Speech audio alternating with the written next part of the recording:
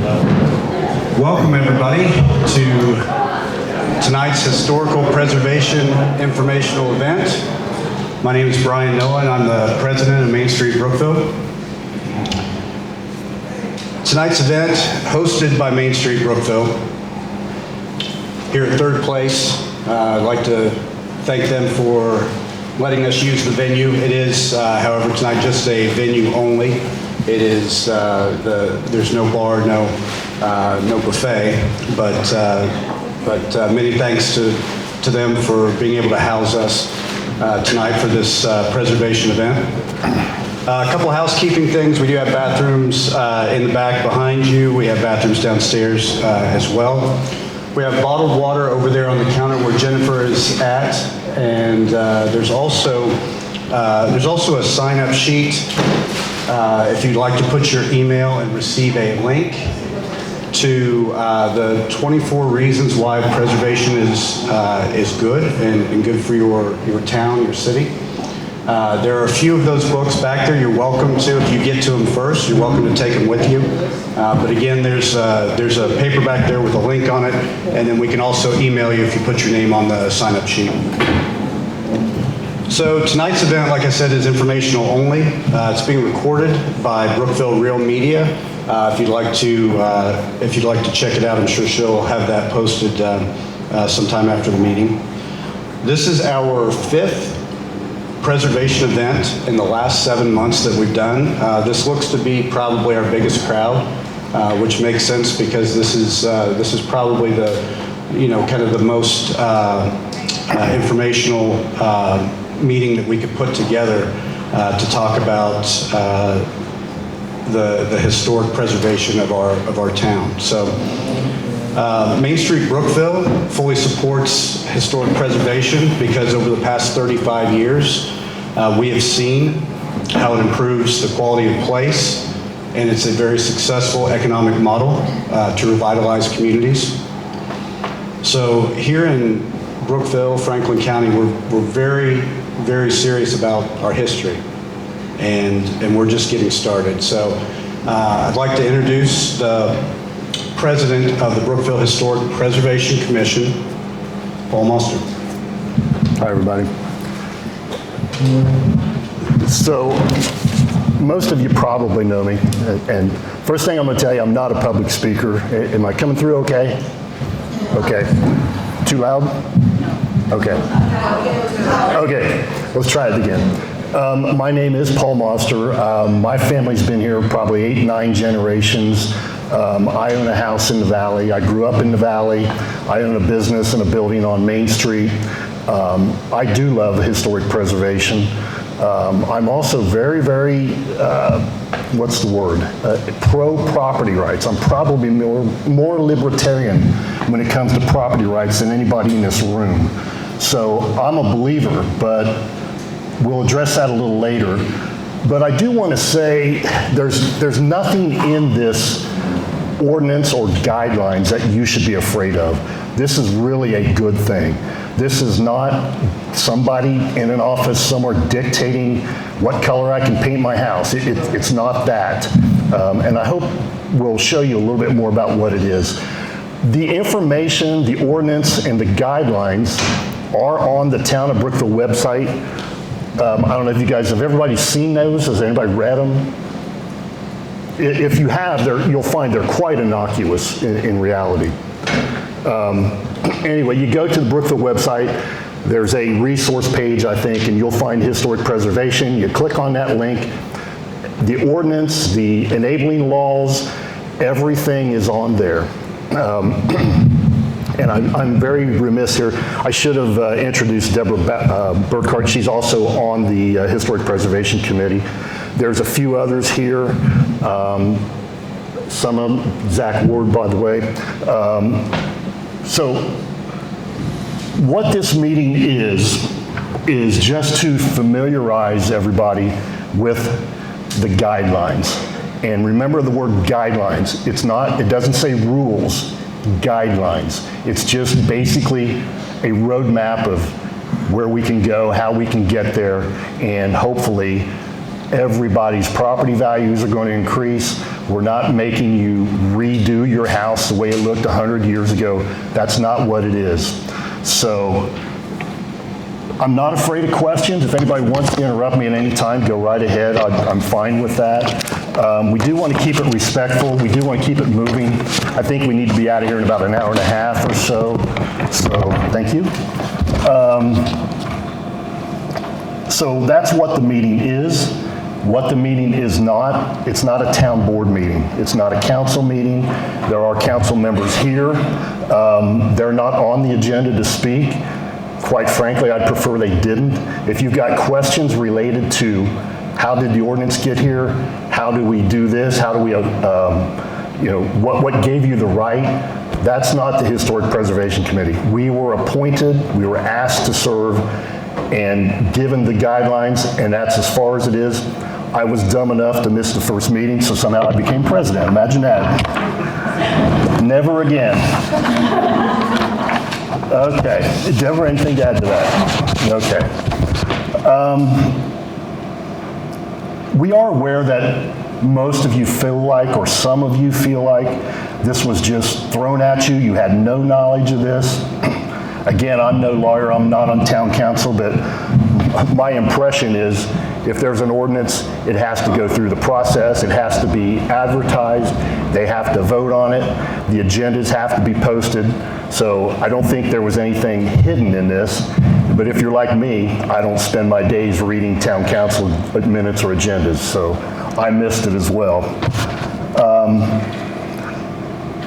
Where did this all begin? There's lots of reasons why you would want this in your town, but basically I think it started in New York in the 70s, or 60s actually. The Department of the Interior was asked, how do we preserve our neighborhoods? How do we preserve these buildings? It trickled down to the state of New York. I don't know all of the exact processes, but eventually Indiana adopted the code. It's called the enabling legislation. The Indiana Landmarks Association, in conjunction with the Department of the Interior, they came up with the guidelines. It's not something the town council came up with. It's not something we came up with. It's what is done on a national level. I also will tell you, I'm not on social media. I have no idea what your conversations have been. I have no idea whether you guys are all 100% in favor, 100% against. I have no idea, so please inform me.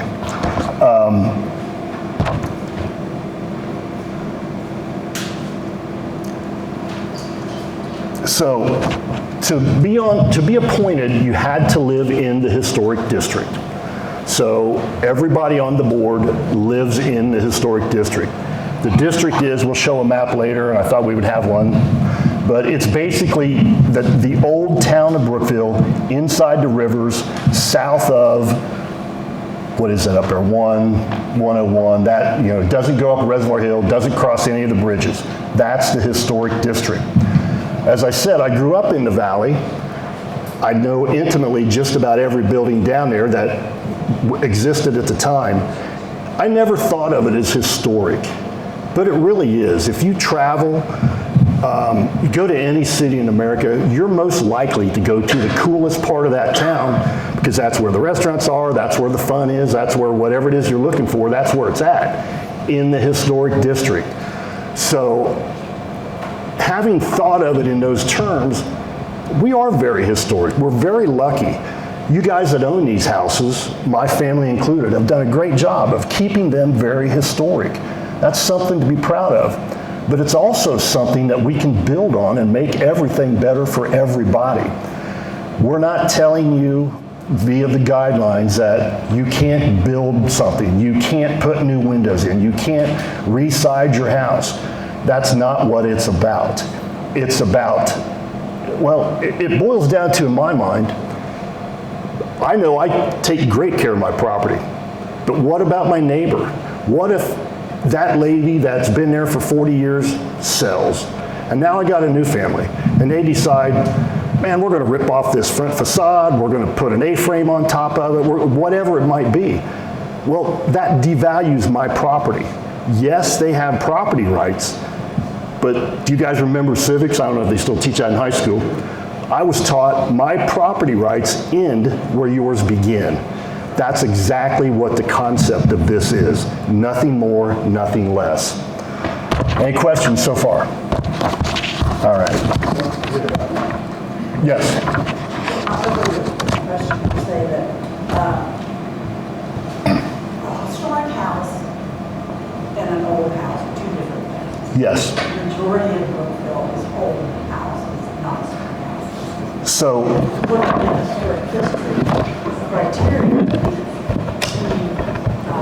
determine being available or likely to be a historic district is that there was an event of historical importance that happened.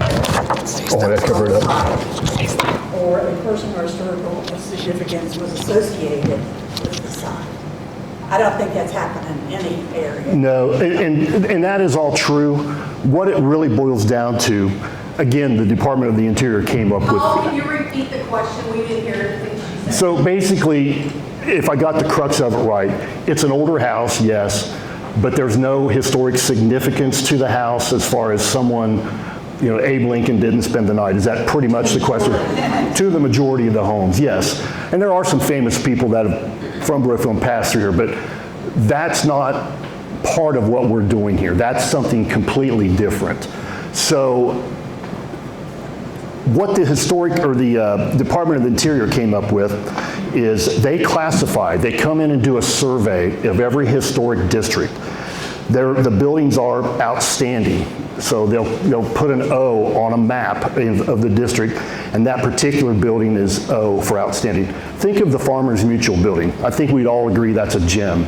That would be an outstanding building. So the next classification down would be notable. Think of, and Martha's Place, the Hermitage, would be an outstanding. The seminary. The government center, most of us probably went to high school over there. That would be probably very notable, potentially outstanding. So it's really the architecture and the historical significance of the house, not regarding people that may or may not have been related to that house. Does that help? Things that make it historical. I'm sorry? The architecture. Yes. So to finish how they classify the houses, again, there's a survey. So the next one down would be a contributing house. Can you go back to, I think, the first page? One more. That one. That happens to be the house I grew up in. It's been in my family for over 125 years. I never thought it was historic. I never thought anything about it, except it was home. There's what it looked like in 1910. There's what it looks like today. We didn't go out of our way to preserve that house. It just happened down the way. We modified it. It didn't have electric. It didn't have inside plumbing. All that's been done. But that's not, again, what we're talking about here. So that house would be what's called a contributing house. It does have some historic significance, but what it does mostly is it fits in with the character of the neighborhood around it. So you wouldn't want to tear that house down and put a 5-story apartment building in there. That would change the neighborhood, and that's what we're trying to prevent. When we do have change, maybe I'm going to live there someday and I need a handicap accessible ramp. We're not saying you can't do that, but there's ways that would be more appealing to have it done rather than me just building a plywood ramp down to the street. That really would take away from my neighbors. So that would be a contributing. A non-contributing building would be, trying to think of something, think of a brand new building. VFW. VFW would be a non-contributing building. There's nothing historic about it, about the neighborhood where it's at. When they built that down there, that had no negative consequences to that neighborhood whatsoever. So that building is just overlooked. Does that help? Does that answer your question? So on what he was saying, what if it's all the person can afford is that plywood ramp? Because in your meeting, cost has nothing to do with it. We are not considering cost, no. You earlier said something about windows and siding. You told someone building a new house you didn't like the windows they were choosing, and they gave them a different option and said, can you do these? So, can you do this different siding? Yeah. But what if the person can't afford that, and now they can't do it because you guys don't care what it costs? No, we're not looking at cost. That's not in the guidelines. So there is grants to help people. Maybe that's the only thing we can do. Again, Brian, the word is guidelines. No hard laws. If that has to be, then it has to be. But if my grandma needs a ramp so she can come home on Monday, I can't wait for your meeting. I gotta build the ramp this weekend so she can come home on Monday. Your meeting's 3 weeks from now. Well, So, I mean, you're telling people what they can and can't. let's come back to that. We can't get hung up on one topic forever because we got a limited amount of time. So, yes, there are ways around that. Could I put the ramp in the back? Yeah. What's wrong with that option? Or is there any other option that we could consider? That's what the historic preservation is looking at. If there's no other option, My property, and I should be able to decide where I put the ramp to take care of my family. we'll come back to that. I think you guys, you people that are applauding that, I think you're going to change your mind. I'm going to try to change your mind as to why that's a bad thing. One more. Okay, you keep saying guidelines. Okay, I filled out an application, because we have siding ready to go on a house, already bought and paid for, okay? And I paid $25 to give it to you guys. And I've been told that, everything I wanted to do everything we wanted to do was fine. But I had to put on there that we were even going to take the wood decorative fence down. So if these are just guidelines, I mean, this is what I'm trying to understand. If these are just guidelines, then why are we paying $25, which is nothing, because Right. it's going out to bid? Well, there is a professional staff that's part of this. It's the principle.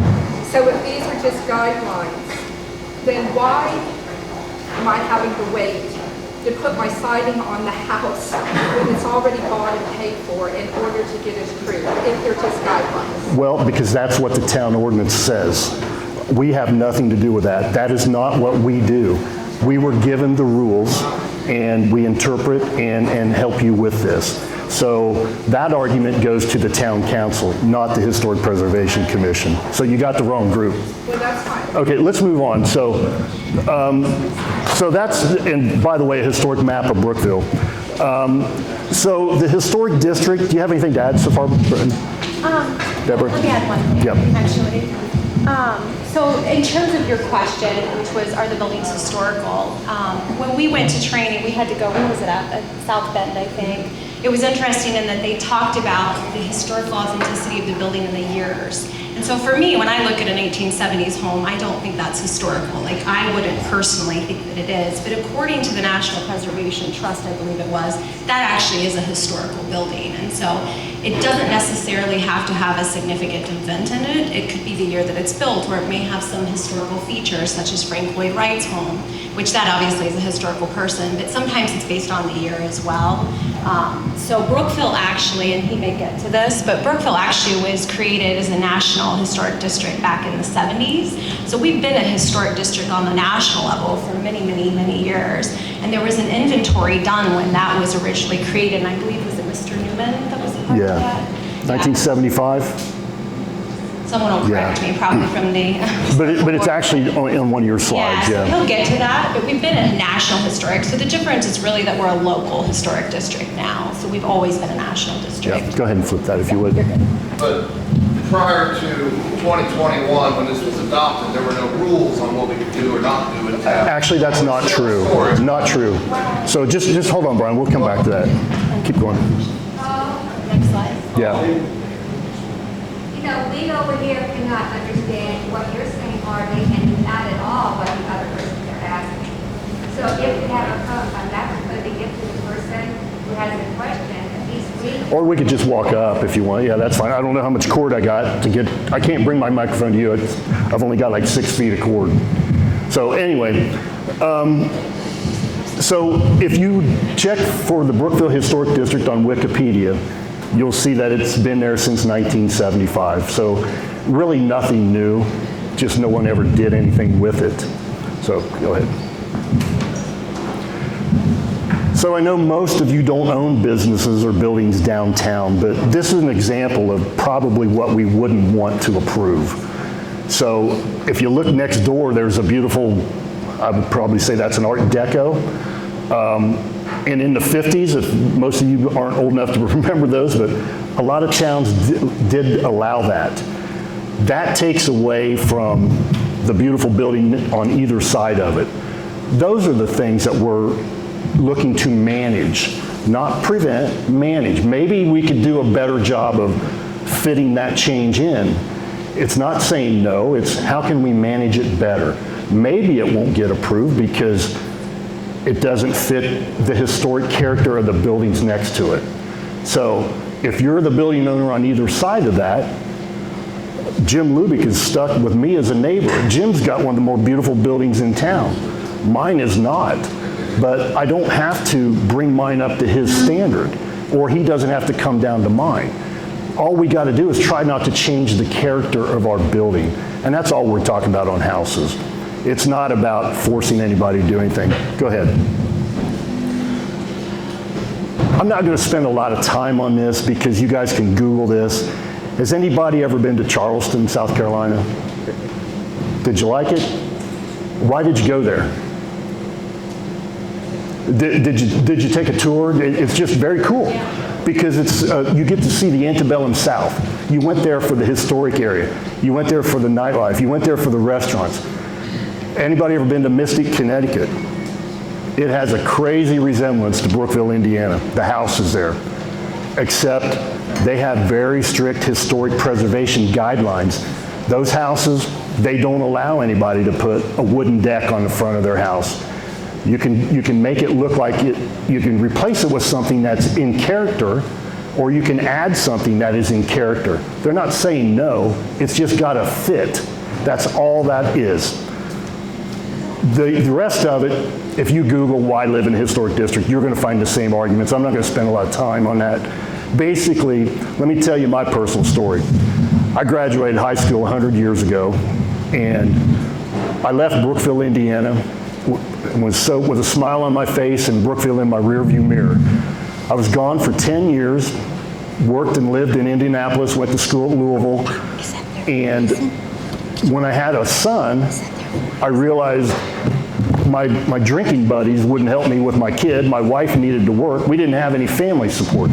So oddly enough, I came back to Brookville with my tail tucked between my legs, and I love it here. It's great. It's because of all of us. We haven't changed our small town character.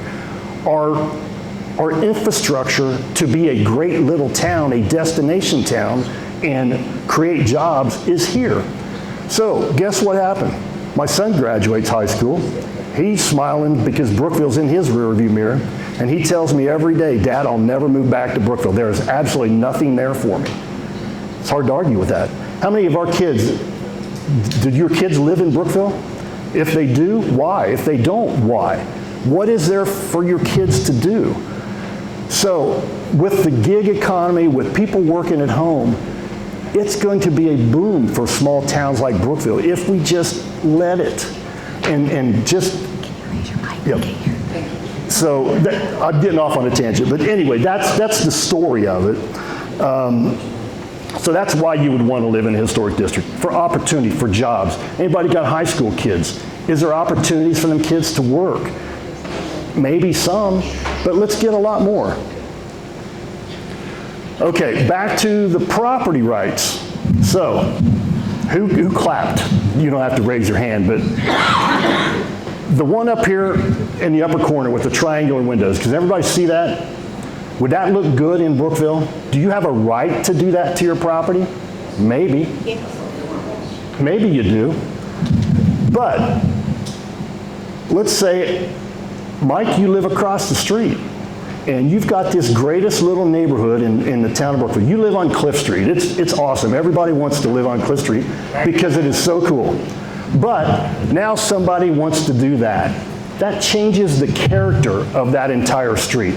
We would probably say no to that. What if it's historic? If it was there, yeah. But you and I both know that wasn't historical. That's an addition.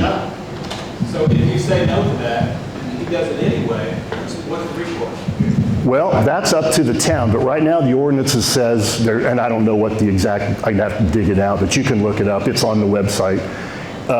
There's a fine, then it's... It's a rule, then, it's not a guide. Yeah, because well, you didn't get the COA. So you violated the COA and you went and did it anyway. That's the problem. It's not that you can't do it, but maybe... Technically, you can build a building under 150 square feet without a building permit for anything. So you can build a garden shed like that, 12 by 12, without getting a building permit at all. So you could technically build that on the weekend. You could. Without a building permit. That's not, where's it at? In your front yard or in your backyard? Wherever I want to put it, it's my yard. If it's in your backyard, we don't care. We only deal with the facade, not the whole house. So if you can't physically see it from the street, it has no bearing on what we're doing. So I think we can argue the point that that's a great idea, but I'm telling you, I would not allow that. I would say no to that COA.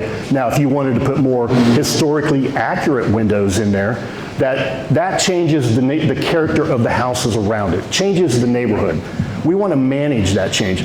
We're not saying you can't have windows there. Maybe triangular windows aren't the best choice. That's all the guidelines say. Yes, Ron? What if that's better than the thing that's there? That's a great point. So back to the vinyl siding and things like that.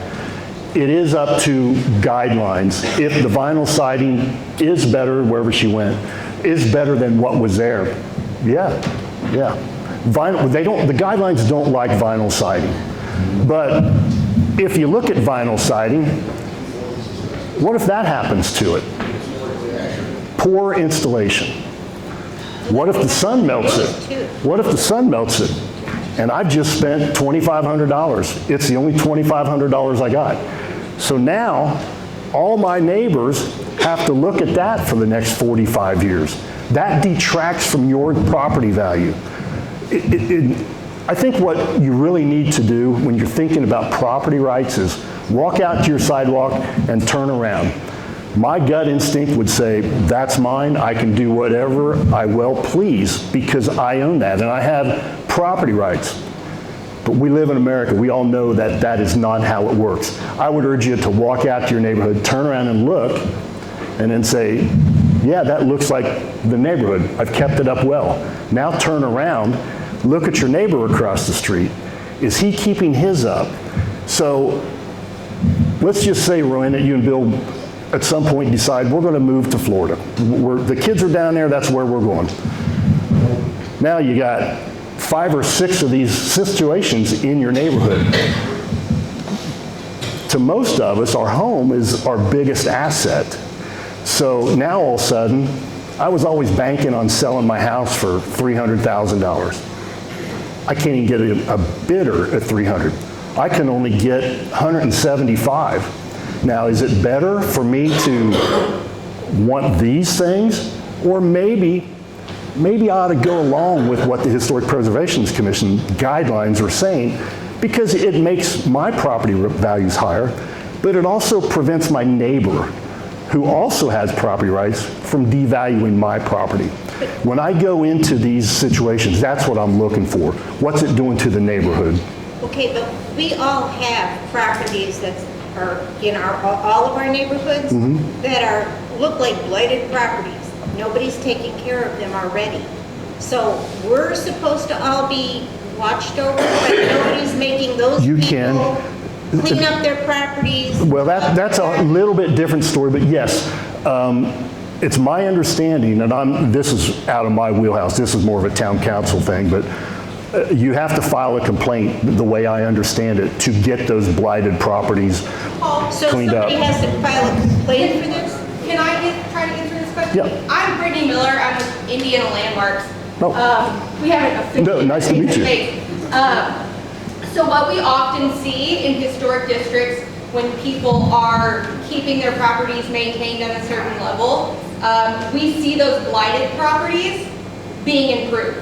No, they're not. I'm sorry, they are not. No. I'm not saying it's going to happen overnight. I'm not saying that the current people that own them are going to improve them. What I'm saying is you see all these positive things happening in a district, you see it over and over and over again. It's been proven. It's like it radiates out. You're going to see other improvements being made. You're going to see improvements being made at properties outside of the historic district. It happens. It's been proven. I'm not saying it's going to fix it overnight. I'm not saying that it's going to fix every single one. We've been here for 43 years and it's the same property we've been looking at. But what I'm saying is, you guys haven't had a local designated historic district for 40 years. You're right. If it's so great, why isn't it voluntary? If it's so great, why isn't it voluntary? That is the question for Well, so has anybody been to Aurora lately? Are you all familiar with Aurora? I hadn't been to Aurora in 10 years. I had reason to go there. And they have a very strong historic preservation commission. Let me say something. That, yes. I lived in Aurora my whole childhood. Nothing has changed in Aurora in 20 years. I can tell you, I haven't been there in 10 or 15 years, and I was impressed. Pardon me, I'm speaking. We're not going to talk over each other. It's about respect. It has changed. I've seen it with my own eyes. Drive down there and take a look. I don't know how far they are into their process, but it does take time. I agree with you, Roanne. Blighted properties. The same 40 properties we drive around in our own neighborhood. But have you filed a complaint with the town? That's the town. That's not the Historic Preservation Commission. I have to file a complaint. The town can see that I places are... can't agree more with you, but that's a little off the subject of what historic preservation is. Well, but no, because it's like you're gonna look over my shoulder, but you're not making the people who are really tearing down the community. It's two different things. Now, if they started to rebuild or change something, then the Historic Preservation Commission steps in and they have to get their permits just like everybody else. That's the only way this HPC has any jurisdiction over that whatsoever. Otherwise, it's up to, I don't even know how the town enforces it. Do you know? So, yeah, I think, do the police do I've it? had several code enforcement officers over the years. The police department used to do it. Yeah. It goes back and forth. I mean, like she was saying, I can think of properties, I grew up here in the 90s that were derelict, that aren't much better than more than a coat of paint on them now. Yeah. My thing is, when I looked into it, in 1975, when they made that map, Brookville had 2,600 people in the town. They've annexed 3 times and still only have 2,600 people. That, we're not growing. It's not going to grow. It's not designed for that. Yeah, so, People aren't going to buy houses and pay top dollar knowing they're locked in some sort of HOA. Yeah. They're not going to do it. That's not what it is. I see My again. argument would be, Yep. I've said several times, that's a town board issue. The town has the right to do that by ordinance. What my suggestion to everybody in here would be is talk to your board members, either get them to revise it or get new members. So what you're telling me is you're okay with absolutely anything I want to do next to you. I can devalue your property down to nothing. Why would anybody want that? This 15 years ago. And when they had these big area plan meetings and revised the code, that was supposed to fix all this. Yeah. All right, we're getting a little off topic here. Again, we don't do code enforcement. That's not what the Historic Preservation is. Try to keep it focused on this. So But to us, it's the same thing. it's not, Roanne, and I agree with you completely. So do you know where my house is in the valley? There's some properties down there that aren't nice and have not been nice for 45 or 50 years. I agree with you. Right. But from the guidelines that we were given, we can't address that. You have to start somewhere. Now, should you go to the town council meeting and make them start enforcing their own ordinances? I agree. I completely agree. I do complain. I do file complaints about parked cars. Complain and nothing happens. Well, that's not us, so I'm sorry, I can't, and I feel your pain because I'm in the same boat. Well, But we have to hold them to higher standards. Property up than some of the ones we've got. Yeah, I agree with you. We have to hold our elected officials to higher standards, but that's something you want to take up with them. So you mentioned Charleston, South Carolina. Quickly, Charleston, South Carolina is about 100,000 acres. The historical district is 500 acres. Now, if my math was right, that's 99.5% of the town is not the historical district. So why is our whole town the historical district, and not just the streets that were lost? It was done back in 1975, so that's why. Again, it's what we were given. I believe whenever they wrote the ordinance, the council chose to have it be the National Register District. Do you know, can the council change that? Can we change what the limitations of the outside border is? If we just want to do 3 blocks instead of the whole town? Should be able to change. As far as I know, yes, you can change it. It's generally, and I mean, nobody's gonna like what I say when it's not recommended to do that, in that you have buildings in there that I know all of you will think are important, and they will end up being excluded in that way. But if it was a small part of the town, if you chose to live in that historical area, you could. Then it would be like Brian was saying, it would be voluntary. You could choose to live there or not. But as it is now, I think a lot of people seems like. Well, I think you could take the same argument. Again, I grew up in the Valley. It was done in 1975. I was still living at home with my parents. My parents wouldn't have picked up and moved out of the town because of that. That's not a practical solution. It's not a practical solution to the 25 buildings that you want to put in it that no one else wants out of it. I think it's good. I think we're way overreacting on all this. So let me tell you what we've done so far. Yes.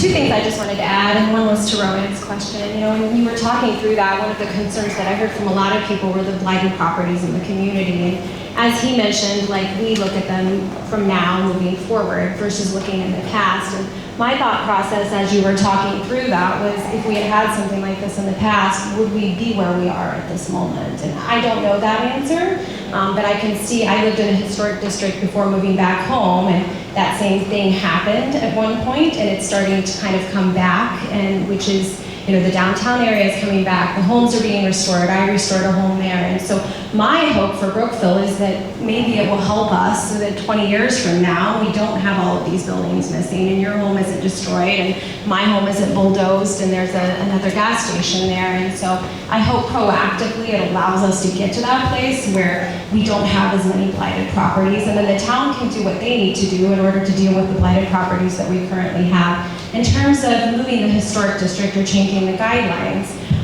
you know, when I was thinking through this historic district, my big thing was the Hermitage and the seminary and my grandmother's house, Grandma Burkhart, that was the first house in Brookville, or first stick-built or something house in Brookville, and ensuring that all of those buildings were preserved for generations. And so they're all included within that district. If we change the guidelines of the district, you lose the protection. And there's a difference between a national district and a local district. A national district just protects the homes. Let's say they want to expand Main Street, right? They're gonna widen it.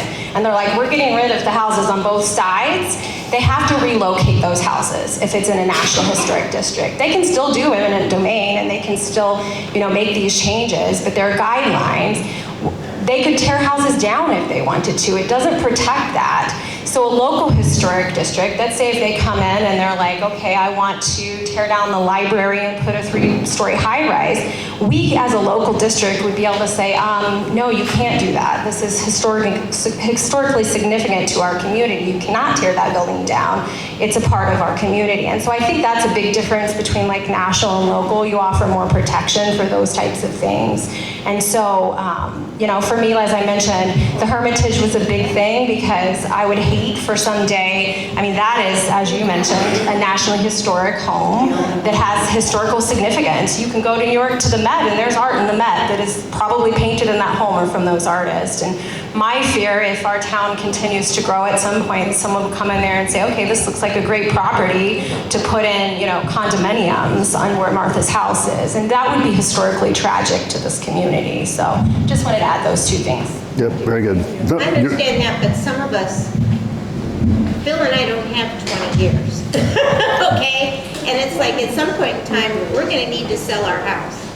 And if there are some realtors in here, I'd like them to address that. How does this hurt or help being able to sell a property if people know that they're constrained in some way in remodeling or doing? So take this with you or download it. Disclose it on a state mandated sales disclosure that your house is in a historic district. So in my opinion, that would negatively affect your property because they know that they've lost some rights to their property by being in a historic district. Actually, you got it just completely. Excuse me. You might find someone that would like to live in a historic district. It might add value, but to most people, it doesn't. Are there any realtors in here? So Roanne, before you sell your house because of that, do some research. Again, I'm not going to read it, but single family house in Indianapolis in a historic district increased in value 7.3% each year, compared with just under 3.5% houses not in a historic district.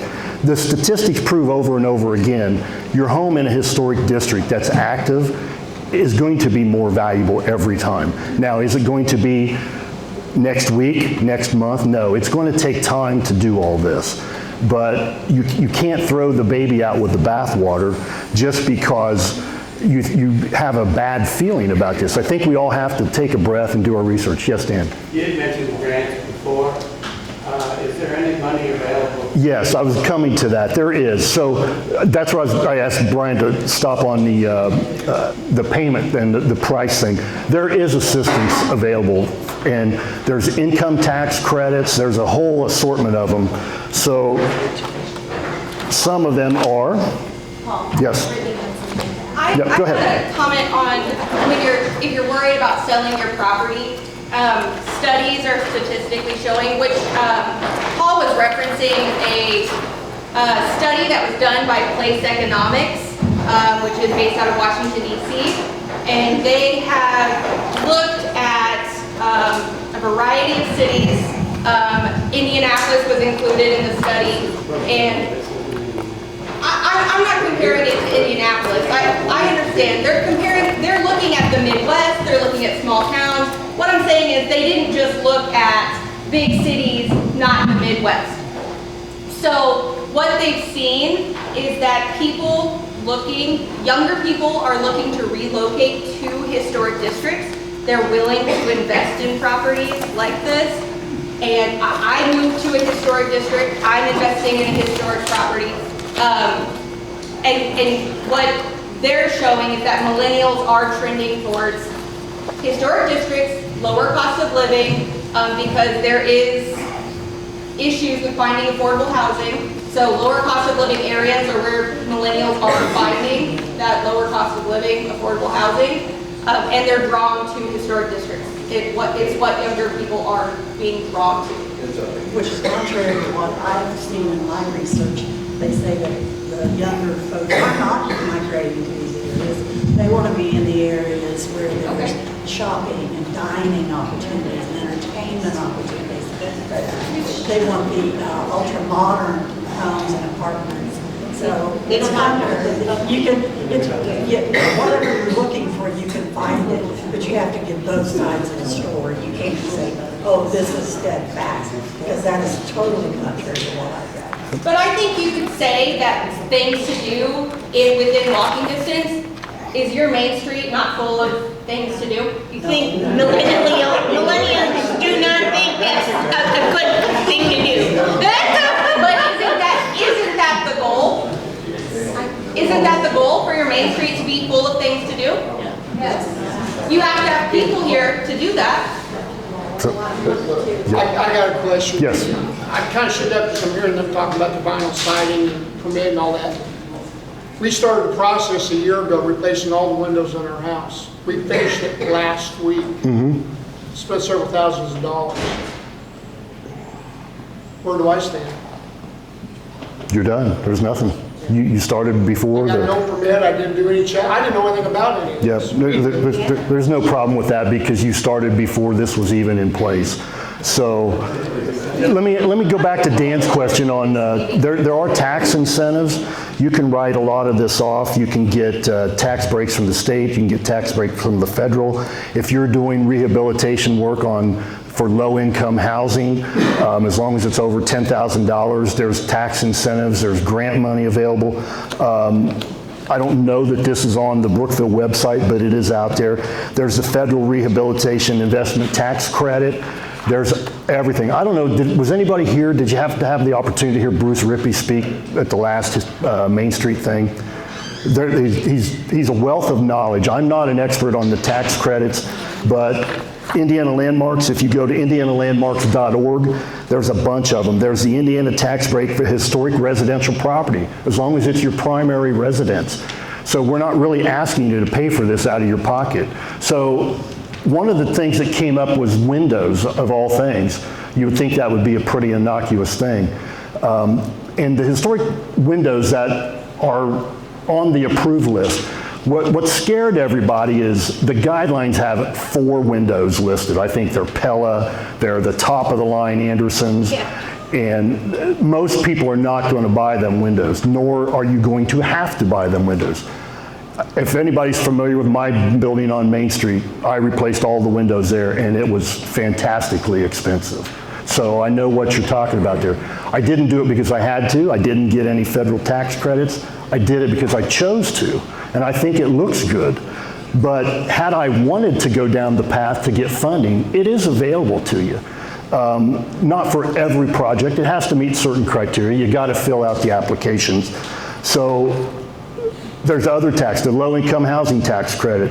The OKRA grants up to $100,000 a year for 35 houses. Historic Preservation Matching Grant Program fact sheet. The Federal Rehabilitation Investment Tax Credit. Basically, I don't know if you know much about how the government screws things up, but typically in my business, which is insurance, they make a rule and then they fix it. So it always ends up costing the taxpayer money, but that rule may negatively affect me until I go to look at what the fix is. The fix is probably free money somewhere. You just got to find it. I'm not an expert in that, nor will I ever pretend to be. But yes, there is federal money, there's state money, there's tax incentives, there's all kind of ways to write this off. So the bite of this isn't quite as bad as what everybody thinks. Did the town receive any money to do this? The town? I think they got some money for a salary, for the professional salary that the HPC has. Yes, Jim? Well, you know, they say it sounds too good to be true, it probably is. Yeah. And what little investigating I've done into some of these tax credits and stuff like that, you are opening yourself up to them to dig into so much of your information and have access to taxes and income. I mean, it is. Well, yeah, you're going to have to justify it. Oh, it's absolutely ridiculous, the information that they want, Yeah. and the reporting that goes along. So it's not just a grant, or it's not just a gift to go and do this, put new windows in the building. It's a big, big deal. Everything's going to come with strings, no question about it. But it is out there if you choose to go down that path and do it. And the way I look at it, I'm just getting my money back. We're all taxpayers, it's all our money to start with. So Yes. And if you don't get it, somebody else is going to, yeah. Mr. Ricky mentioned that meeting last time he was there, about these tax incentives and everything. After the meeting, when I spoke to him, he said, if your project's not $10 million or more, don't bother. You can't afford the attorney to get those things. For certain projects, yeah. 10 million or more. He said, if you just want to put a roof on your house, change. But that's not every project. That was one example he gave you. I was gonna say, that would most likely be for commercial Right, property. that's what he said. He said, if you're just doing it in front of your house, putting new windows or siding this, he said, that don't apply to me. So you're not going to get money. Well, not the grant money, but the tax incentives do. There's a state tax incentive for housing. Yes, partial. And it's more, I don't know this for a fact, you may know, but have you ever done the insulation credit on your house? That's probably what some of these are. Partial, they don't pay for the property. No, and we're not saying you're going to get this done free, but you're not getting free maintenance done on your house now. And if you are, I'd like to know how.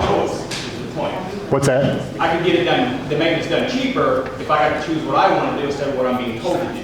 That's the entire point. Right, but I never got to finish my statement on the windows. So we're not telling you, and the guidelines aren't saying you have to go from a $69 window, world window, which you probably wouldn't want to buy because it's not going to be efficient, to a triple pane argon Pella window, which is going to cost you $3,800 for that same window. You're telling me there's nothing in the middle there? Wherever you're buying that next window up, I don't know, where's Zach? Zach, did you ever get a chance to look? Does Gilman have a window that's comparable to what you guys are using that would be more historically accurate? Not in the light that they offer right now. Not in the light? Not in the lines that they The lines, okay. But there's other manufacturers that do, yeah. So Maybe I'm misunderstanding this. If it's a guideline and the organization says, no, you can't put in this kind of window, but you can do this. absolutely. It's a guide. Yeah. But if I choose to do that window anyway, then I'm breaking the law. Well, not a law, you're breaking an ordinance, there's a difference, but yeah. Well, Yeah. still, you get punished the same way.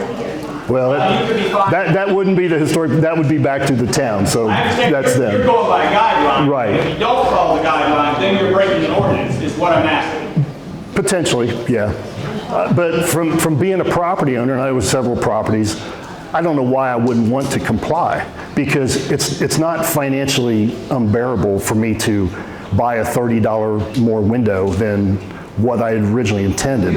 If I have to do that. But for other people, I agree. And that's what I'm saying, there are tax credits. 30 windows in our house, $30 a window, or, I mean, that's a lot. I'm not disputing that, Rowan, I understand. But at some point, we have to make a decision as a town that it is worth doing. We can help people with this. Aurora has a nice grant program that they started in their town. Yep, good. I have a comment on the guidelines. So what people are misunderstanding is the guidelines are not a part of the ordinance. The ordinance requires that the HPC have guidelines. And so these guidelines were created off of best practice. There are several windows in there that the commission says, these automatically approved. However, if you come to the commission and say, I don't want to do these windows, I have this alternative, and say it still fits the guidelines, it could be considered and approved. But even if it's not listed as one of those automatically approved ones. Same with siding, same with the But what guidelines. if it don't fit the guidelines? If it doesn't fit the Then I'm guidelines, being told no. Am I right in that? then yes, then you're probably not going to get the certificate of approval. So I can't get a permit or anything without that certificate of approval. If I'm understanding this right. Correct. Yeah. And if I do it anyway, then I'm breaking the ordinance and then I get fined and. Well, that was the purpose that the town council enacted this, to try to. Get a whole understanding. Yeah, that's how it works, I yeah. realize it's a guideline, but if the guideline says no, then the answer's really no. Whether it's a guide or not, you can't do it. I guess. I can't get my head around why you wouldn't just conform. Now, you can conform to, no. That came out wrong. I'm not a conformer. But what I'm saying is, there's other options. If the window, typically what we looked at, what we didn't like about the windows on that Cliff Street project was, without seeing the trim on them, they didn't look like any other window in the neighborhood. Once they trimmed them out, it was fine. So the Historic Preservation Commission, what do we have, like 5 or 6 COAs that we've issued? And we've approved that. We haven't denied anything. Has anybody seen what's going on at the old high school, the government center? Do you like that? Does everybody think that's a great idea? They're putting handicap parking. I think that's an awesome idea. Do I like what the project is? No, I think it looks horrible. I think it's ruining one of the best examples that our town has. It makes that entire neighborhood look worse. But there was absolutely nothing in the guidelines that said they couldn't do it. They conformed with everything. It was a project that none of us liked, but there was nothing wrong with it according to the guidelines. I guess I don't understand, because I got windows in my front room when you put in. You know, how can you, how many is on the board, tell me your will on my window selection? I mean, where? It's not my will, it's not the commission's will. It's basically... And you follow the guidelines. Somebody has to take responsibility. So yes, the ordinance and the guidelines do say that. The purpose is to make your house more valuable, to make your neighbor's house more valuable. If you can buy the same window that meets all of your standards in a slightly different manufacturer, why wouldn't you do that? And that's what I meant by that before. I've been a builder. I know that there's 5,000 window manufacturing companies out there, and I know that within those lines, there's usually 5 or 6 models within that line. I can find something in my price range. It's not impossible. Why do you tell me which ones I don't understand your authority over telling these people what windows they want. For what side? It's not his authority, it's the county. You're barking up the wrong tree, Dan. It's just, this is what we were given. So unless the ordinance has changed and the guidelines are changed, I'm telling you, unless you got some really over-the-top, bad design window, and I can't even picture what that would be, your windows are going to be fine, most likely. Nick's done on this place, beautiful job. He could have come to you with his garage door idea on the windows out front, and you guys could have hated it. Could have. And he would have needed that to survive. People would come in and stand that outside. You're like, well, there ain't been a garage door window in Brookville in 120 years. We ain't gonna prove that. Probably not. That should be your right. It's not our right. It's not a right, and it's probably would. It's called a property. So what we would do in that situation is try to work with him and try to manage that change. Nobody more than us want Mick to be successful here. Nick knows what he wanted to do and what he wanted to accomplish, and he spent a lot of money to do it. So Brian, I think we beat this horse to death. So property rights are property rights, but your property rights are not unlimited. They are. I pay my taxes. My property. I call the Franklin County. All right. Does everybody think that's true? We all know that's not true. You don't have the right to do anything you want with your properties. No, you don't. So okay, a couple years ago, somebody wanted to put a confined animal feeding operation in Franklin County. Yes. Is it here? He should have been able to do it. According to you, but according to the zoning laws say no, you can't do that. Well, but we have zoning laws. Why do we need this? You've got, that's not my jurisdiction. Again, I'm just the guy that's trying to help the town. I do have one other question. Yep. I think part of it is the way it was presented. All of a sudden, we go to the mailbox, and there's a letter telling us that this is going to happen. I don't think any of us appreciated that. Like when it first happened, why wasn't everybody sent a letter? I can't answer that. I don't know. But I can tell you, back to my original point. Is the presentation? Well, the town has to post their agendas. They have to post their ordinances. They have to do all that. They're public. So they didn't do anything without telling anybody. That was all done. So I don't know if people understood what that. Was the $2 million grant for Main Street tied to this? Was there strings? I don't know the answer to that. I can answer that. So that $2 million grant, there was, if I remember correctly, because I read the whole thing, there was a component of it where there had to be a local historic district in order to receive that funding. And so yes, it was tied So to the $2 million is the string. All right, and who can get the $2 million? Who's available to get this $2 million out there? We all are. No, you're not. Whoever applied, and I'm not a part of that. It's businesses between 3rd and 10th Street on Main It's only commercial live versus. There's never been a house before this primary use. It had to be commercial. But it wasn't the town of Brookville that decided. It was the grant writer. Yes. The grant itself had, we're going to give money to this. I'm part of that historical thing, and I wasn't before, but I am now. You've been part of it since 1975. And I wasn't able to get that money. Was it a residence or was it a commercial? Commercial business. It was a commercial business? Yes. But the grant It is, stopped the street before our building. the grant has timelines, and so. We was if you on don't time, follow but we was at those every times- meeting. Did you apply? Yes. Okay, see. You got turned We down. got 54 people who applied. I mean, you can't replace 54 facades with $2 million. So it had to be narrowed down to maybe 10, What? 11. Who did that? Do you want me to announce it to the whole room, or that information is on our It's website as public well? information, It right? is, which is why it's on our website. Okay. So it's But they're there. only doing like 6 or 8 of them? How many are they doing? 10 or 11, or what's left. $2 million for 11. You have to take into consideration, we have grant administrator, there's things that came out of that 2 million.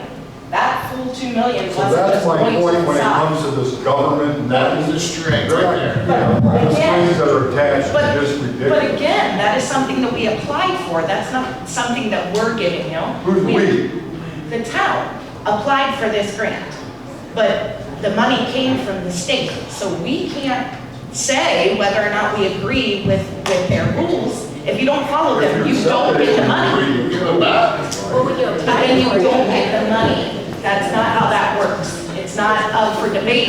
It's not a town board meeting that you, it's the town itself has to apply. It's not an either-or situation. Either you accept the rules of the grant, which was written by the state of Indiana, to get the money, or you don't and some other town gets the money. So the idea of that, and I did not get any money, I would have liked to. I don't know about you, I'm assuming you didn't get any of it. I don't know why, but if we didn't do it, then another town gets it. But even though I didn't receive any of that grant money, it's going to make my town better. It's going to make my property rates. So the real estate guys are like the lawyers in the world. I can't sell my building if I wanted to sell it for $500,000 because of comparables. So Brian's really not working well for me because I really want all these buildings to be much more valuable because someday I'm going to sell my building and that is an asset. Without this... That word naturally. The way it works naturally. No, it works naturally because the banks and the real estate people are doing it. They're building up a lot more people to come in. And I did. I paid every penny of my building, and now I don't need the state. But if you want the state money, I'm more than happy for you to get it. Because if not, my choice is pick a building. The KSC building, I think they got part of the money, right? They did. It's going to be beautiful, but without that grant money, that KSC building's not going to change. It's not going to be improved. My building will never increase in value because of the surrounding area. That's a perfect example of what this does. I'm all for it. I don't want to maximize the time here. I went up to Curtis Ward when he was still the top dog on the town council and said they needed to have some guidelines on Main Street because if I was in the construction business and I felt that Brookville was a good investment, I wouldn't fix half of these damn buildings up on this Main Street. I'd tear them down and build a brand new building up, but then have a era-specific facade to make it look like it was still an old building. But how would you do that? That's why I was all for these ordinances on Main Street. I think what they've done is they've taken a little bit too big of a bite out of the apple here, and they should have made Main Street successful first, and then say, look what we did with Main Street, now let's take this neighborhood over and see what we can do with this. That's a point of view, but I don't share that point of view. I think you have to go all or nothing. Yeah. We all have our... So that's pretty much how the grant worked. Again, I'm happy that those 11 buildings got They were it. allowed to come up with their own guidelines for those facades. Supposedly they didn't have any suggestions from the state Oprah group to say, wow, we've been doing this for 10 or 15 years. And this is how we found out this is the best way to do it. Supposedly the people in the town got to make up their own rules on how they were going to score certain buildings. We never even had anybody step one stinking foot in our building to see what it was that we wanted. The way it looked to me, if you weren't willing to invest in it, they weren't going to invest in you. And they got the cart before the horse when it came to the questionnaire. They had that. Well, let Jess address that. And I don't want to see it happen with these people in their houses in this town. It's their house, they should be able to do whatever the hell they want to do to it. That's never been the way it's been in America. So you guys that are clapping, so go back to this slide. Go back to the one with the fails. Get a couple of blocks together and say, hey, we want to make our own. Yeah, no, the other one, the one with the fails. So if I want to do this next to your house, and you got to look at that for the next 50 years, and you want to sell your houses, and you got that across the street, and nobody came to your aid to say, sorry, Mr. Smith, at a loss. Why don't you want your property values to increase? That's what I want. I want my assets to increase. Somebody else. It's not at the price of somebody else. This is such a minor, I think you guys are way overblowing this. Go ahead. Why are we doing it? If it's overflowing, why are we doing it? Hold on, let somebody else speak. Go ahead. Okay, my house is a land contract, so I technically don't even own it. Was not informed about this. The owner doesn't know about it. No idea. It is one of the blighted houses in the neighborhood, or a crack house, as I would say. I cannot afford to give $25 every time I need to make a change, let alone giving $30 more for a window because I'm paycheck to not even leave. And I have 2 hours at night to try to make improvements. Where do I stand? Well, first of all, again, it only applies to the front of your house. I don't know what house you're talking about. So you don't have to do anything to the front of the house. You can wait until you have the funds. You can do whatever you like on that front. And what we're talking about here isn't financially burdensome to the point it's going to cancel your project. What window are you going to buy? Is there another model? Most likely, if you brought it and said, hey, is this acceptable? Most likely it is. Because if you're going to... That have to be replaced. Some of them are 7 feet tall. Yeah. So here's a good point. So where is it? It's on this. Has anybody ever seen where somebody takes a door out of an old house and they put too small of a door and then they frame it in and it looks god-awful? Is everybody okay with that across the street forever? You are okay with that? They can afford balls. Not everybody's got $1 million, buddy. Not everybody's loaded. Brian, yep, I get it. Save up their money. Go ahead. They got enough money to buy the... Go ahead. Hold off, Brian. You've had your time. Go ahead. For each other isn't helping. You keep saying that it only matters to the front of our house, right? So if I want to put new siding down the side of my house, I don't have to get approval? If it's not visible from the street, no. But you keep saying in front of my house. So we only, the guidelines are, yeah, you could. And it doesn't have to be approved, but you can see it from the sidewalk. If you can see it from the street, then you have to conform. But basically what we're talking about is just a facade. If you want to put something on the back of your house, have at it. If you wanted to put the outhouse on the back and front yard, probably, like he wants to do, probably not. As long as we can't see it, we're okay. So I can put a fence across the front of my house. Fences, you can put a fence. There's guidelines. So is this what you're talking about, a fence? So somebody put a nice wooden fence up, and then they thought a pretty mattress stuck in there to keep the kids and the dogs running out would be a great idea. Do you want that across the street from you? I want my town council and my government to work for me, to prevent my neighbor from devaluing my house. It's preservation, it's ordinances. It is. So where this would fall would be if it changes the character of the neighborhood. If he wants to do this in his backyard, more power to him. I got some mattresses I can provide. But you can't do that in front of your house. Why would anybody in their right mind want to live across the street from that? Go ahead. I've got to address a couple things here. First of all, you said this came into effect in 1975. Okay. That's national. When did the local come in? Late last year, right? They adopted the ordinances in 2021. Okay, so in 2021, I agree. We got no notification. We were blindsided on this. I mean, totally blindsided. I think that's where a lot of things are coming in at. And I don't disagree with And I know that. that has nothing to do with you. Right. And so, and I understand about the not wanting, I don't want, in our house down in Brookville, I don't want somebody piling up cars in the front yard, and it does bring the property value down. I totally understand. Do they have the right to do that? Do they have a right? Actually, yeah, they do, but as long as, well, wait a minute, I didn't say I agreed with it.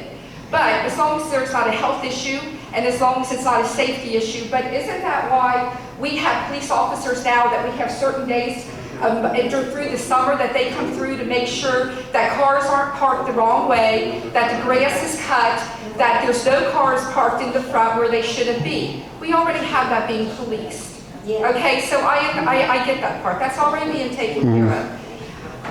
I don't want a house next to me to be pink or purple. But honestly, if they want to paint their house pink or purple, they pay the taxes and they own it. Do I agree with it? No. As long as it's not looking trashy. As long as, but we already have that taken care of. So then let's go to the fact that you said that whatever's in the back of the house.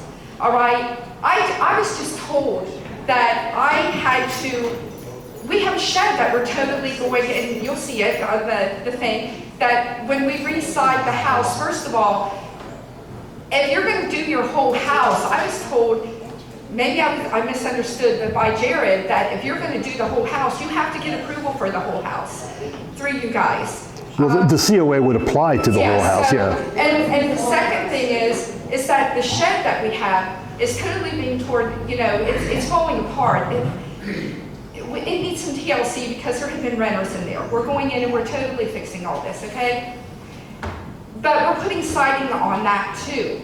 It's in the backyard, but I was told, now you can't see it from the side, but they told me that I still was gonna have to have that approved. And there was everybody said there wasn't a problem with it. I mean, so far who I've talked to, everything was okay. But I'm trying to understand, we were talking about you said the historical, it sounds to me like it's a homeowners association. Now, I'm not saying you guys are, please. I understand, I love history. I love the history of Brookville. But when you sell a house in a homeowners association, it has to be marked that it's in there. And when we do this on the historical district, it's gonna have to be in the contract. So, young people coming to Brookville, I'm addressing this. I don't know about anybody else, but I haven't found too many young people who love history right now. It's been totally wiped out. They can care less about history. You are not going to get those people, those young people, to come into this town and want to buy a house. It is a good thing on some things, but on the other hand, it is going to hinder because there is rules there that somebody's going to say, I don't want to buy this because we're going to be told what we can do or not. There's a fine line and there's boundaries. But in 1921, even in the past 2 years, there's been stuff done in this town and houses done that they didn't have this, they didn't go through this, so why all of a sudden, as of this point, and it didn't go back into 1921 and start. I guess that's what I'm trying to figure out. Why? Because the ordinance didn't exist then. By doing that. Yeah, the ordinance didn't exist then. They just adopted it in 2021, at the end of 2021. So then it took 8-9 months before the Historic Preservation Commission was even assembled, went to training. So it didn't exist prior to that. So they could have done whatever they wanted, more or less. And I'll disagree with you on the policing. There's no policing of anything in this town. That's probably the wrong word to use. Yeah, they're not enforcing the current codes. And I agree. I think if they would enforce the current codes, everything would be so much better. I think this would be a lot more palatable to you guys if they were already doing what they should have been doing the entire time. Now that's on us to force their hand to say, we're tired of the junk cars, we're tired of the garbage laying in the yard. We have to do that. Otherwise, anything this commission does or does not approve doesn't mean anything. But you have to start somewhere. But if we already have that, I guess is what I'm saying. This is two different things. Well, I understand that, but again, okay, I have, she's heard this 100 times, so I'm going to say it again, because I have 101, okay? I have an aquatic center in my backyard, literally, okay? You take pictures of our house, and I've got 2 big yellow slides behind it. Now, you can tell me, you're not, that's not what I'm saying, but let's say you said, I had to get wood siding on my house instead of vinyl, all right? And you want me to have shingles or whatever. The bottom line is that no matter what you want me to do to that house to achieve what you guys are trying to do, I have an aquatic center in my backyard with 2 big slides. So that's not really right either. I can't get the house to do what you want it to do and have that back there. Do I like the aquatic center? Yes, I don't have a problem. So what are you going to do to the front of your house? That's really all that we would be concerned about. What's visible from the street? Yeah, so what's visible from the street is really all that would come. Well, What about my backyard? You can see my backyard from the main street. What if we got a side street, the back street? Yeah, what about that? Anything that's visible from the street. yeah, from a street. So my entire backyard. Yeah, so like my house, you can see everything. I'd have to get approval to do anything. So don't say the front, but it's anything. So, and on top of that, I have half a fence, an old fence. The rest of it's non-existent. So for me to build a fence, I have to get approval to remove it, and then file again to build another. There would be one filing, and you would request to remove and then also install. So like, for example, hers or the school back there, it had probably, what, 10 different things? Yeah, it's just one COA. It's not per item. One COA for everything I want to do for like the next year? Yeah. Yeah, it's a year, I think. Yeah, whatever your building permit, I don't know how long a building permit lasts, but yeah. Permit is 12 months. So, yeah. So you could.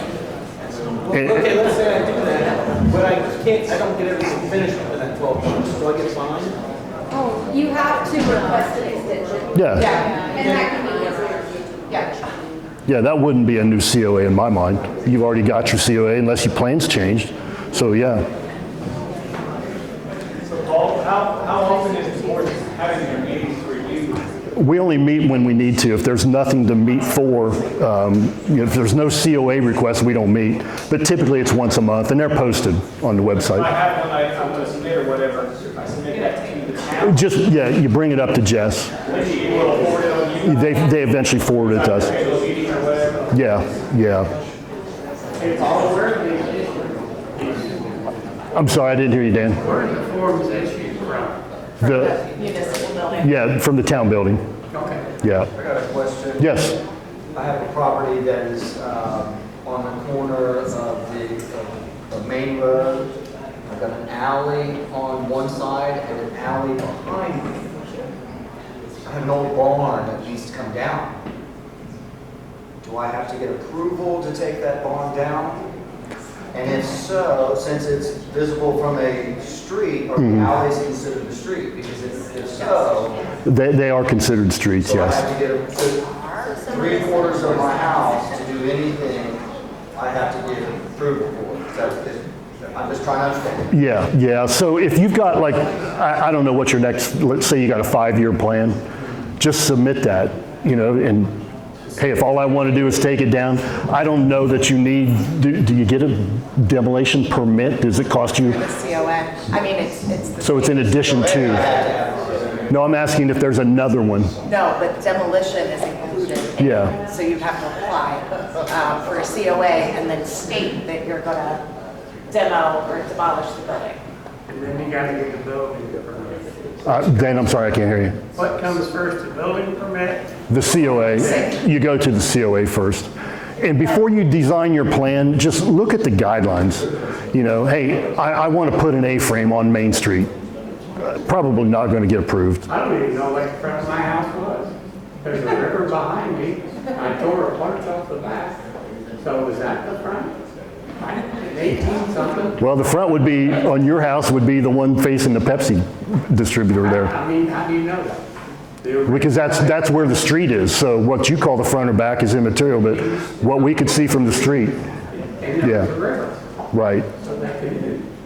But, I mean, what determines in an older home what it looked like? We're not saying you have to, nothing in the guidelines say you have to put it back. I don't know if you saw the picture of my building, the 1871 photo. It doesn't look anything like that.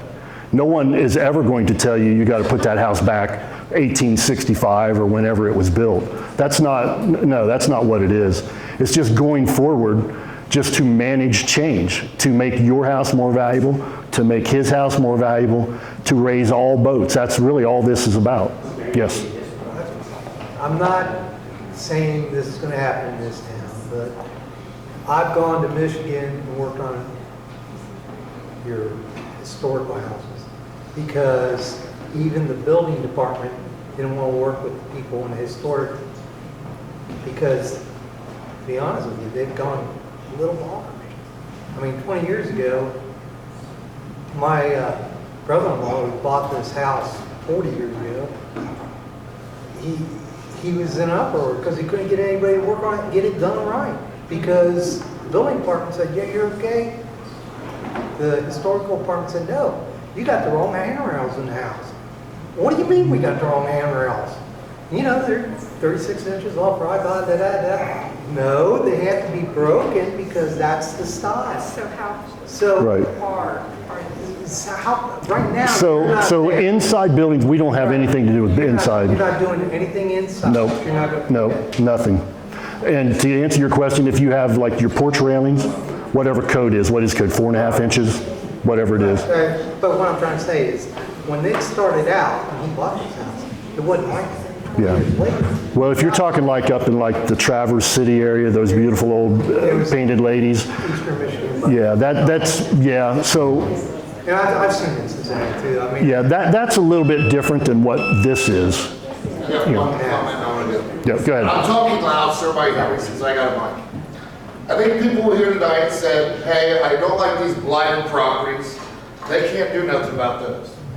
What they can do is where you're willing to spend money on your property, tell you what kind of products you're going to use. So we're not like the blighted properties. Somebody bought it next door and they want to fix it up. These guys are telling them how they're going to fix it up and what they like and how they want the windows to look like. And that's what I think's wrong. We're not talking about the blighted property to stay blighted. I bought that house down the street. If I want to put blue vinyl siding on it, it's better than the old peeled off stuff that was there. I want to put a new roof on, and it's a regular tab shingle instead of a dimensional shingle that you want because it looks historic. I can't afford that in my budget. I shouldn't have to improve my property. I shouldn't need your permission to improve it. Okay? Everybody here is worried about the ones that aren't being improved right now. Well, they're probably not going to be improved because it's going to cost way too much money to improve it to look the way they want it to look. See, I think what you would find, Brian, is if you did that, you did everything that, you made that house look as historically accurate to the surrounding houses. If it's a house that's out of place in that neighborhood, that's where the problem comes. If you're trying to make that house look better, what would happen is then, man, look what Brian did. That is freaking awesome. The house next door would most likely be bought by somebody who could do what you just did to your house. Then the house down the street would happen. You shouldn't tell me what to put on my house. You're not really being told anything, Brian. I don't believe anybody should tell me what product I need to buy to improve a property that I bought and I paid tax on. All these guidelines are trying to do is tell me what to do. But if you have vinyl siding and you're replacing it with vinyl siding, no issue. If I got wood siding and I'm replacing it with vinyl siding, issue. Maybe not. No. I'll have wood siding. No, Brian. So the vinyl is an improvement. So yes, so that would be looked at as an improvement. I don't need you to look at it as an improvement. I own it. If you want to improve it, you buy it and do it the way that's done. That's what we're saying. You're telling me what to do with again, we're not telling you anything, but the guidelines are. So the guidelines are to try to make your property as valuable as it can. So you sell real estate. Are you making more commission off a $100,000 house or a $150,000 house? And if you're selling your house, do you want to get the most for it, or do you want to be dragged down by the triangular windows and things like that? Go ahead. Go ahead. You stated that it's the front of the property, correct? That's incorrect. If it's visible from the street. But that's not going to increase the value of my house. Somebody that's going to. It is if the surrounding neighborhood goes up. If someone's going to buy my house, the first thing they're going to say is, oh, you're going to finish all four sides of your house. You just did the front. I have felt to see that that's going to make it more valuable. It's going to look ironic. So we're not telling you to only do the front of your house. We're not telling you you can't do the front of your house. We're only telling you Increase the value. I don't see that. it will increase the value of your, so wherever he went, so he's going to tell you they do comparables. So if the house down the street that's very, very similar to yours sold for $30,000 and you got yours fixed up to where you think it's $200,000, you're not getting $200,000. You're going to go with what the comparables are. Look trashy and look like that picture that you showed with the vinyl siding that was melted. The other three sides are not going to matter to that person. It's going to increase the value of my property. I'm sorry. I guess I don't understand your point. Why you would, I'm not following you there with the logic. Why would you only do the front of your house? All you're concerned about is the front of the house. Visible from the street. Typically, that's the front of a house. So we don't have to do the other three sides if it's not visible. No. I'm sorry. I would buy someone's house, so why I wouldn't look at that as my value. Sorry, I'm just not following that point. You're saying that if the front of the house is all that matters, okay? That's all the guidelines. What you do with the other three sides is up to you. But you're saying that if I do the front of my house, Unless it's visible from the street. right? I'm sorry, what? You're saying if I just do the front of my house, that's supposed to make it more valuable. No, that's not what I'm saying at all. No. What about new construction? If I want to build a new home, how does that play out? So the Wards just built one up on Cliff Street. Does it exactly match the neighborhood? No. But it looks gorgeous. But it's an improvement over what was there. That's the point of this. What if there's nothing there? I got a vacant lot, I want to build it. If there's a, that's even better. This was a vacant lot. So do you look at the neighborhood around it and say, I can do this or I can't do this? So in that regard, if somebody wanted to put maybe a triplex in there, that probably wouldn't have been approved if it was out of scale with the rest of the houses. You try to keep, the goal is to not drastically change the character of a neighborhood, to manage that change. Roanne and Bill got a great house. They probably bought on that street because they thought, this is a nice street. I want to live here. Now somebody comes in with no restrictions and puts a three-story, I don't know what they're going to do, low-income housing. Huh? Isn't that zoning? Yeah, there's zoning laws that would apply. And that's what I'm saying is, like, we already have zoning. But the point about... But zoning doesn't address what he's asking. Zoning doesn't address the aesthetics, the character of the neighborhood. Zoning just says you can't put the confined animal feeding operation in that area. Or you can't put a truck stop on Cliff Street. That's all zoning does. What you're asking, new construction, is going to be very simple. If what I think you're asking me about that area down there, basically if it's, you got an advantage because you're mostly in an industrial area. Unless you're doing something completely over the top that is out of character for Brookville. So Dan and his wife live down the street from there.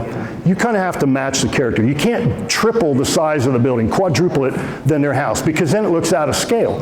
But you own that building across the street, I assume. The Pepsi distributor is there. There's a feed mill there. You've got a lot of leeway there because it's an improvement over what's there. We're not saying everything is going to be, do you have to build it to make it look like it was built in 1860? No. You just have to make it look like it fits in the neighborhood. That's all. There's a woman here that has a question. I'm sorry. Did I understand you to say that an alley is a street? That's what the ordinance considers it. Pardon? That's what the ordinance considers it. So I have a street in front of my house and a street in back of my house? Yeah. Yep, and so do I. So do I. So I can't improve anything in the back of my house either then? Yeah. Nobody's saying you can't make improvements. But it's on the street. you can make improvements. They just have to approve it. You just have to get permission. Yes. Okay, so from the tone of this meeting, there's obviously a point of contention with taxpayers. Right. And I hope the town board members that are here, most of them have left, are listening and hearing, because we seem to get, can you come up here? We seem to have a tendency to kind of rush forward with things before we have taken the town's opinion into consideration.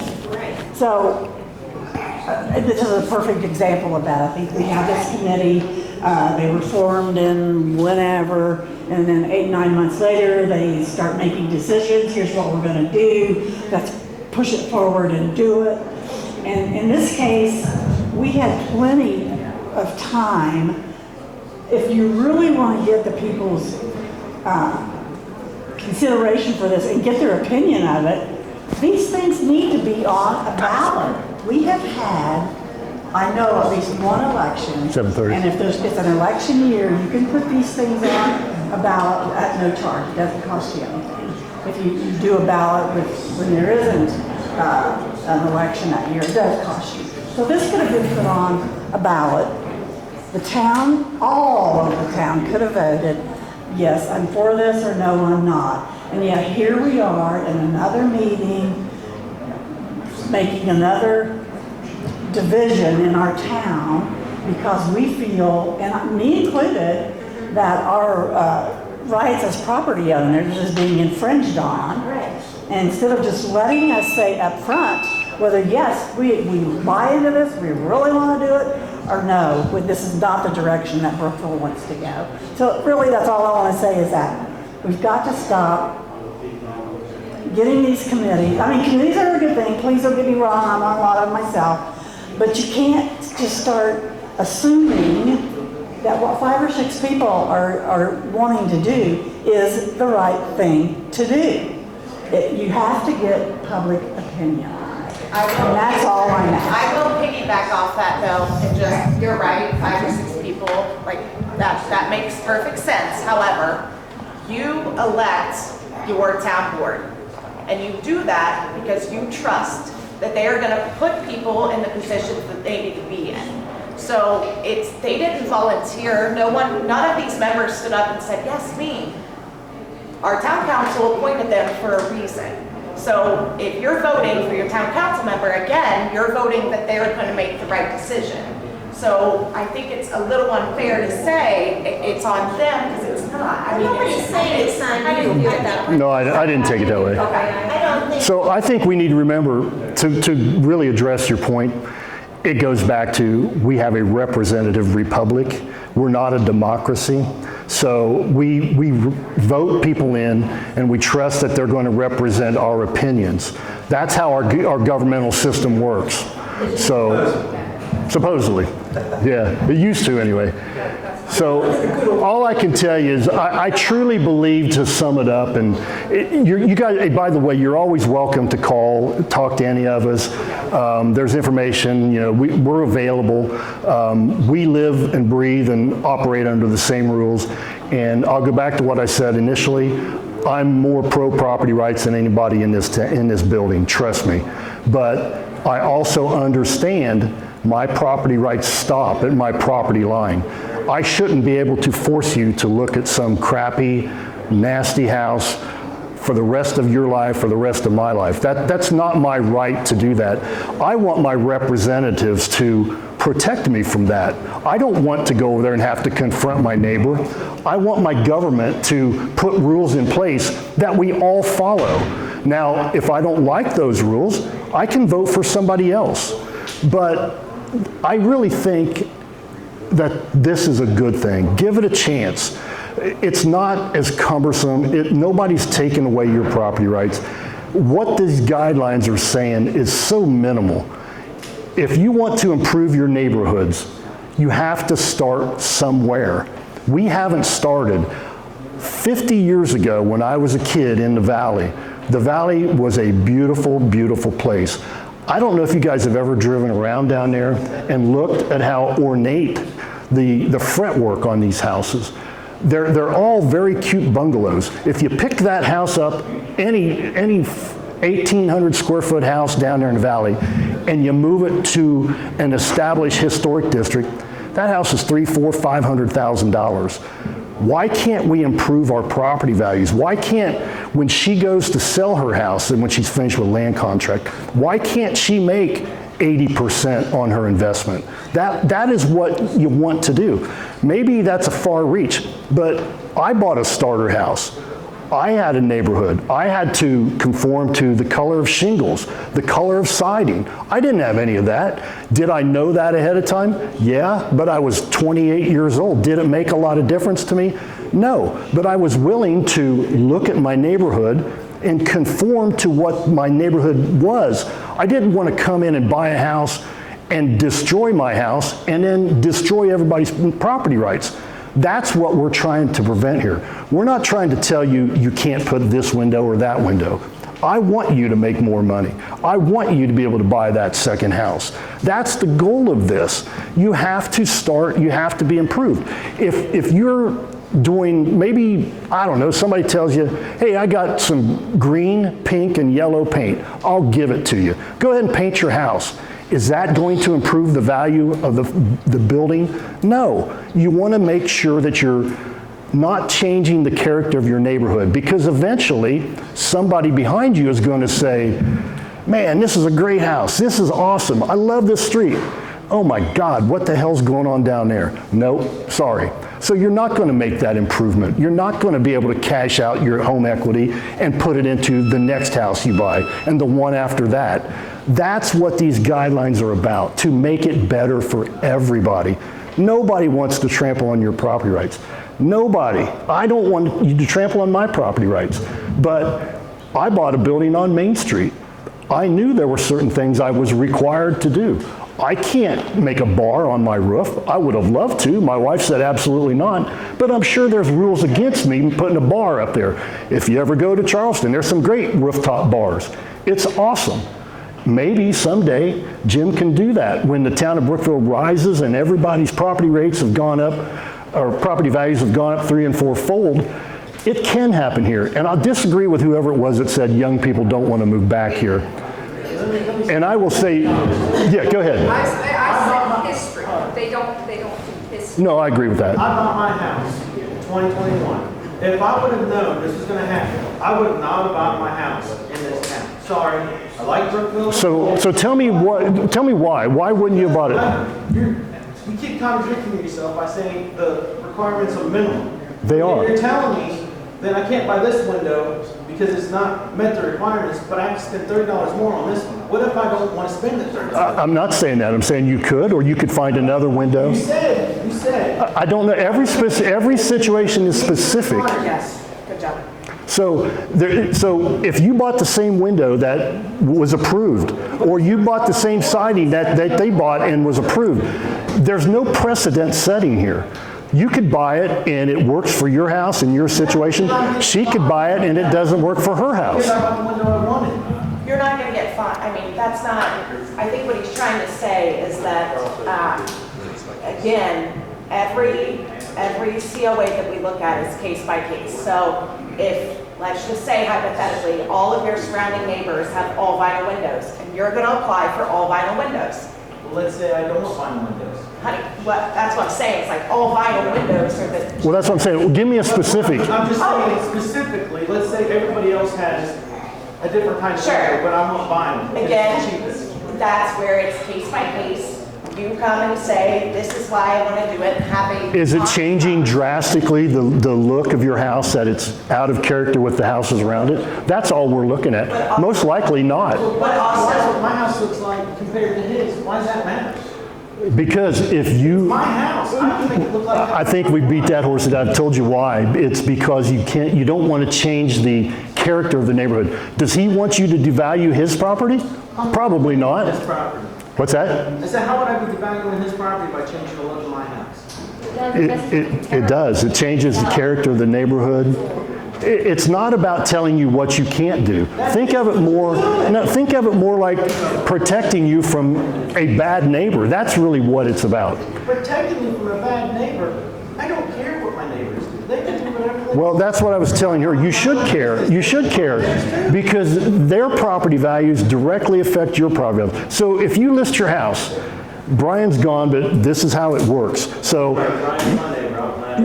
ask him, so what's the value of my house? What can I get for it?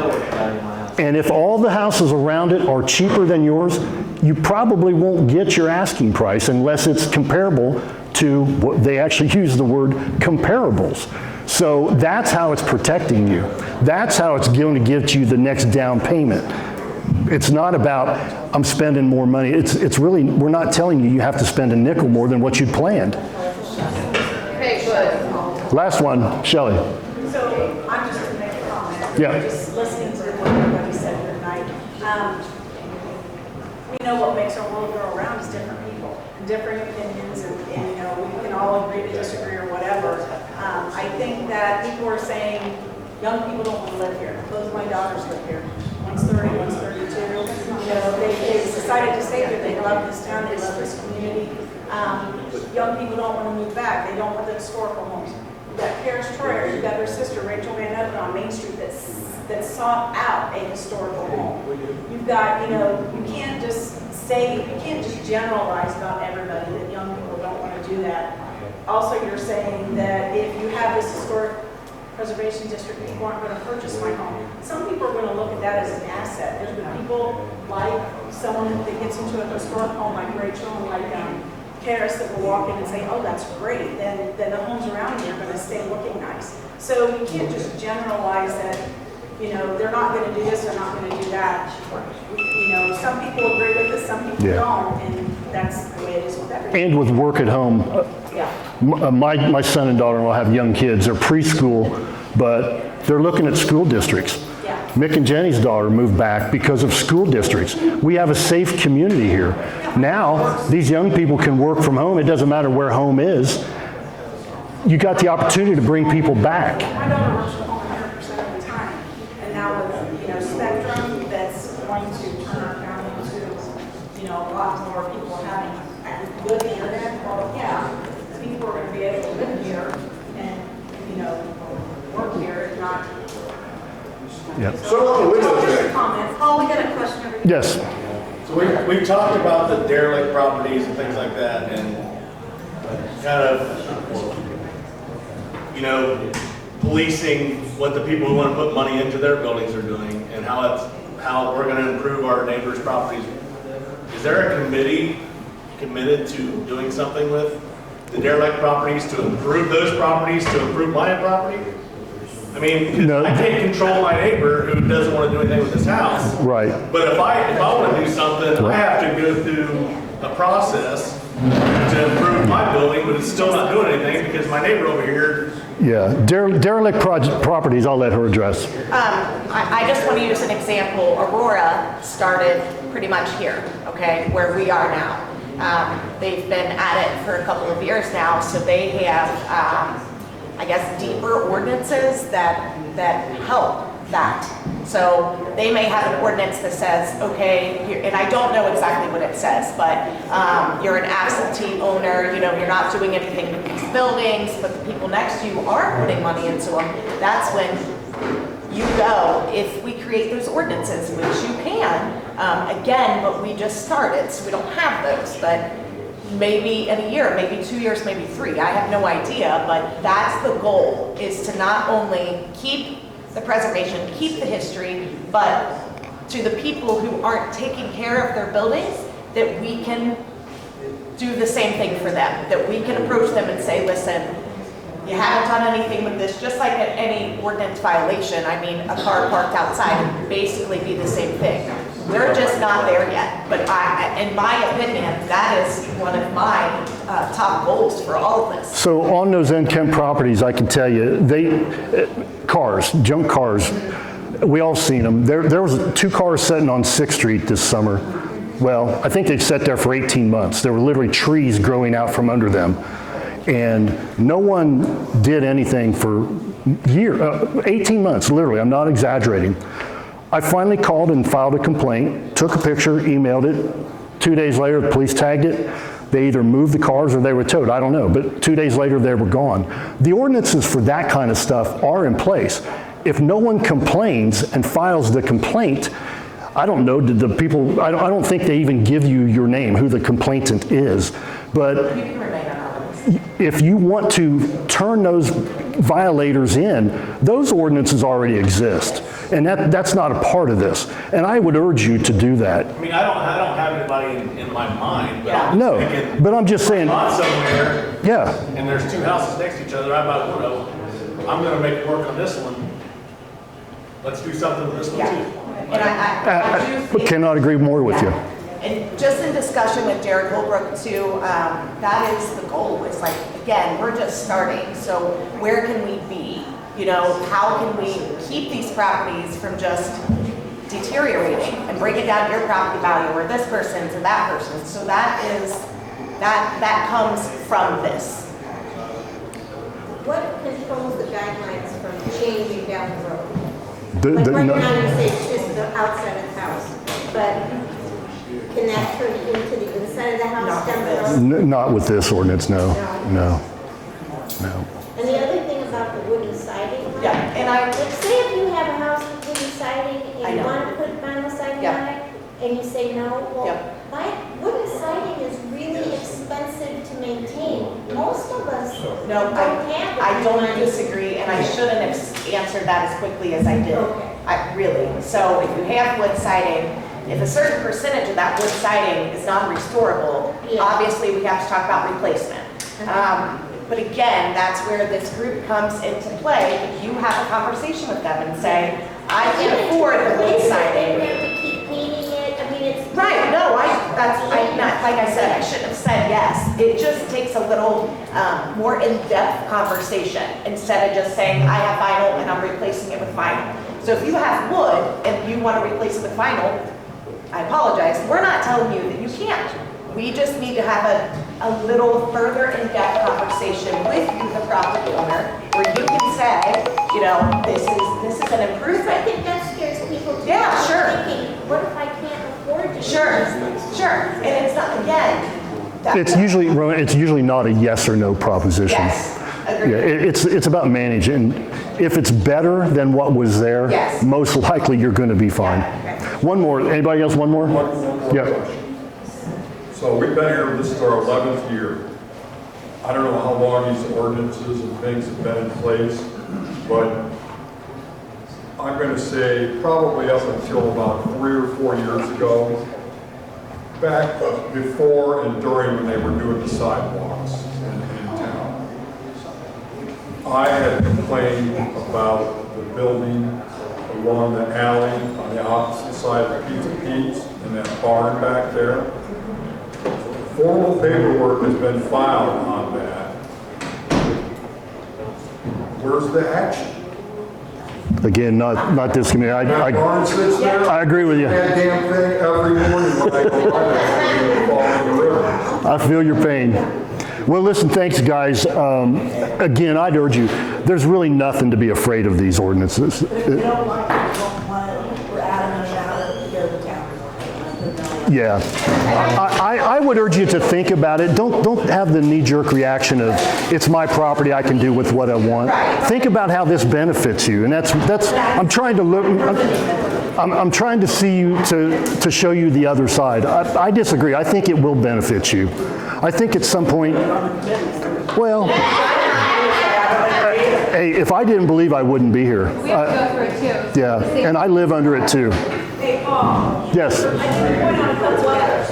You got Zach Ward here, doing an amazing job on houses, building them and renovating them. His girlfriend Tiffany, who's a new masseuse, or she's a masseuse, I don't know if she's new.